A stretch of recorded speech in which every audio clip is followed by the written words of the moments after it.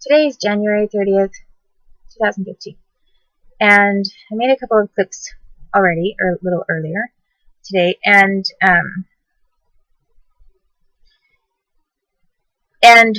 one thing that I do remember that I can firm up on is I said that I didn't remember what happened, like how I left that Vladivostok hospital in Russia. And I actually do remember. I didn't remember it at the time that I was talking about it, but then when I quit the video and thought about it, it came back to me, and I remembered exactly what happened. And it wasn't the it's not the first time that I've remembered this again. But I was led out, and there was some kind of a hall. I don't remember all of the halls because at one point I was so traumatized that I don't remember anything after it. But after a bunch of interrogation and everything, I was taken out into a hallway and kind of led down. I thought we were just leaving finally. And then there in the hallway, it was actually Katie Middleton. They had Katie Middleton there, and as I said, her parents were there, and as I also have mentioned, I'm not positive, but it looked like William of Wales as a kid, but possibly it wasn't. Maybe it was could have been another kid. You know, I don't remember that part for sure. Do remember that it was Katie was there, and when I was being let out of the room, it's like after all of those things had happened to me and all of that interrogation about, you know, did I already have a book going? Because I think what they were worried about is that I wasn't just talking about writing a book, I was maybe already processing a book with someone, which actually didn't make any sense because they always monitored me, but I guess they thought I still had means or methods that of potentially communicating with someone about something like that, and they wouldn't know about it. So they made me bow to her. So I was in the hallway after all that, after getting raped and being drugged and intoxicated and having all of these different things happen to me, and then being tortured. And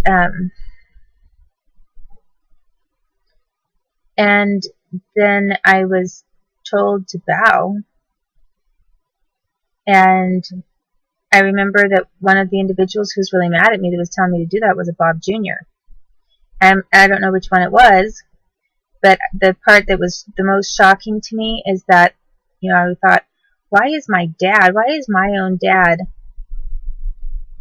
so mad at me and forcing me to bow to Katie Middleton? And it was like it was a huge disgrace for me to have to go through everything that I'd gone through. And I believe it wasn't just her, it was that I was supposedly bowing to the Middletons, like I was supposedly apologizing. And I think they told me that I had to apologize. And that was the other degrading part, is I didn't want to apologize, and they kept telling me to apologize. And anyway, so the so it was extremely distressing to me. It wasn't just my dad who was standing there, because he didn't always look like he was cooperating, or one of them didn't look like he was always happy about it. But one of them did look that way, and I was kind of confused. And then James Cartwright was involved in it too, in having me do this, like, bowing and having me degraded. So I felt really traumatized at that point. I think I'm pretty sure I burst into tears. Annette, down. I'm pretty sure that I burst into tears, and then I was so upset.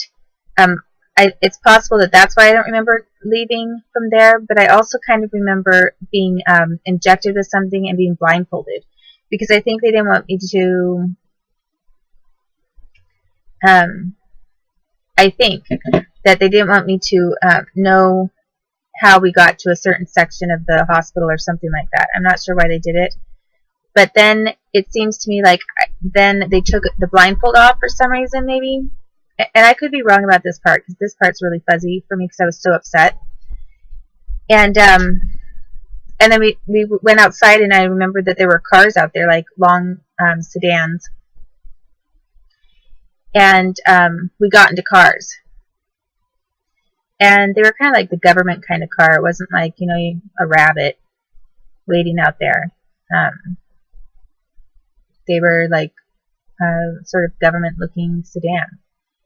And then from that point, I think that's when maybe we were driven to the foreign ministry building. And possibly we stayed overnight somewhere, but I don't remember. And I'm pretty sure that we went to that foreign ministry building after all of that happened to me, because then from the foreign ministry building, I was being taken back on a plane to the U.S. or whatever, and I don't remember the plane ride at all. So I was somehow often I was sedated or drugged, and you know, who knows how I got snuck onto planes. And sometimes they were official planes or helicopters, and other times I was getting onto commercial ones, and by unusual means. So I actually don't remember how we got out of there. I am pretty sure that it was like some kind of possibly, at least initially, could have been a military helicopter. And I don't know how often military like Pentagon helicopters take like long flights. I don't know that they do long flights like that from a place like Russia all the way over to Denmark, where we stopped. But that's kind of what I remember. And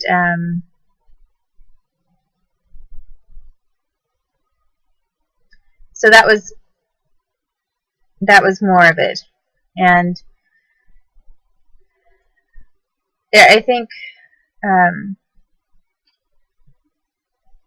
you know, there were different times Bob Jr. was forced to do something to make it look like he was involved and have me upset and everything about it. So I really don't know who was voluntarily doing some of this stuff or not.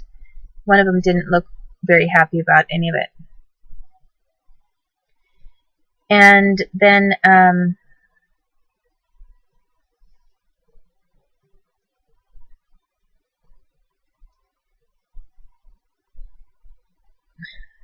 what I'm going to talk about now is Josh Gatov. And where I left off on that is that, you know, I was at his house. So basically, I've already explained how I went on this quote-unquote sort of a date, but it wasn't really a date. It was just like, I thought I was just going to be hanging out with him. And this was, you know, decades later, when I was older.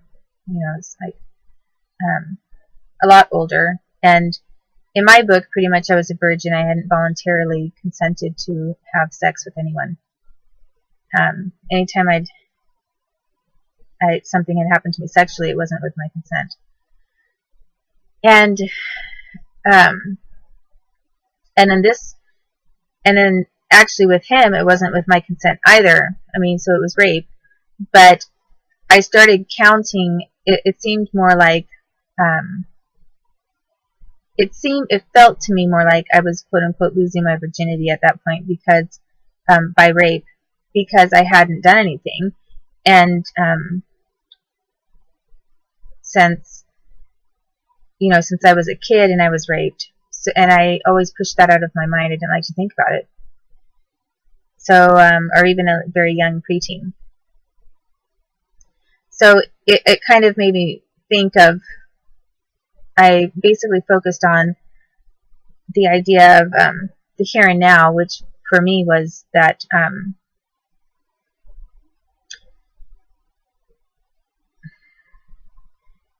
sort of like I'm naked with all these shadows around here.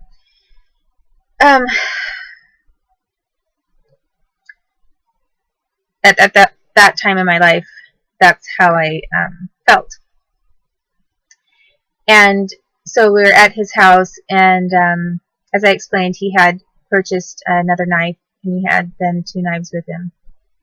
And because I was a lot older, and I'm not sure if his idea of saying, what would your dad think to know you were taken by a Jew? I always thought that that was just a rape comment. And I know that in Russia and in a couple other places, some of the individuals would take me away with them, and then say something like, I'm taking your daughter. And they used to say, I'm taking your daughter.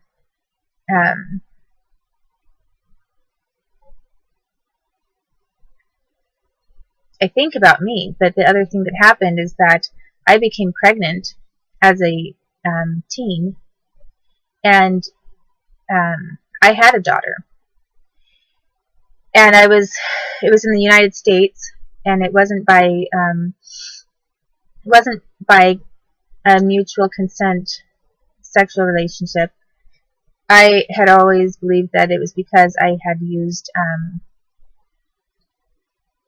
when I was, old enough to have a period, which wasn't until I was 13,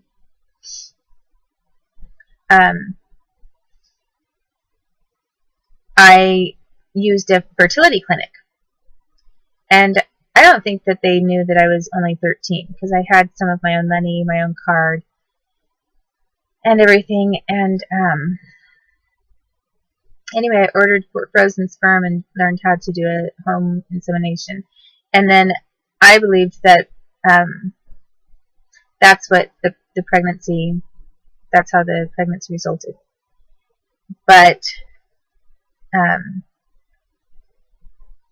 it went to court. I was in Coos Bay, and Coos Bay is actually where Josh Gatov lives. So the same person who raped me like decades later, his main residence was in Coquille,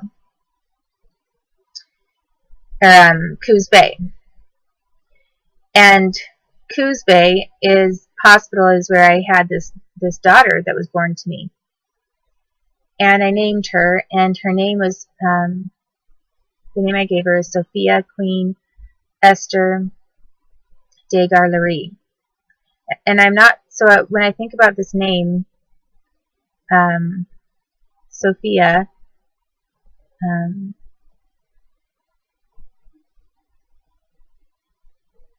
it maybe sounds like altogether, this is going to sound kind of weird, but I'm not sure exactly what Josh Gatov was getting at with his comment. But Degar-Laree could sound sort of like Takear-Laree. And my middle name is Laree. That's my middle name. And so Takear-Laree, and then the part in front of it is Queen Esther, who was a Jew.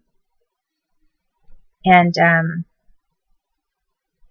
I didn't necessarily have Queen Esther together for that connotation of the Jewish queen. I had just liked the name Queen because there was someone in our family named Queen, and then I kind of liked the name Esther just on its own. But side by side, it kind of looked like maybe like Queen Esther.